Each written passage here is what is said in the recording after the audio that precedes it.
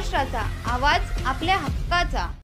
नवा आवाज Maharashtra news channel मध्ये आपले स्वागत आहे। तर पाहूया आजच्या महत्त्वाच्या काही घडामोडी। अंबरनाथ मध्ये एका भरधाव टेम्पोने सायकल स्वाराला उडवत रुग्णालयासमोर उभ्या असलेल्या 2 रुग्णवाहिकांना जोरदार धडक दिल्याची घटना घडली आहे। ही घटना सीसीटीव्हीतही कैद झाली आहे। अंबरनाथ पश्चिमेच्या लादीनागा परिसरातील अंबर केअर हॉस्पिटल समोर हा प्रकार घडलाय। शनिवारी 15 मार्च रोजी पहाटे 5:15 वाजताच्या सुमारास नौदलातून नुकतेच निवृत्त झालेले शिवाप्रसाद गौड हे सायकलिंग करण्यासाठी निघाले होते।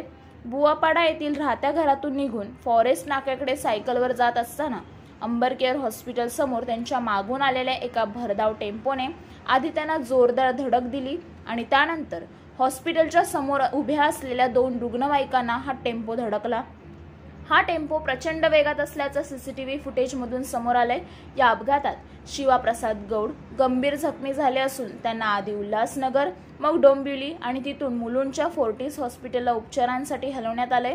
त्यांची प्रकृती चिंताजनक असल्याची माहिती समोर आली। या प्रकरणी अंबरनाथ पश्चिम पोलिसांनी टेम्पो चालकाविरोधात गुन्हा दाखल करत तपासाला सुरुवात केली। बातम्या पाहण्यासाठी चॅनलला सबस्क्राइब करा, बेल आयकॉनवर क्लिक करा आणि रहा सतत अपडेट।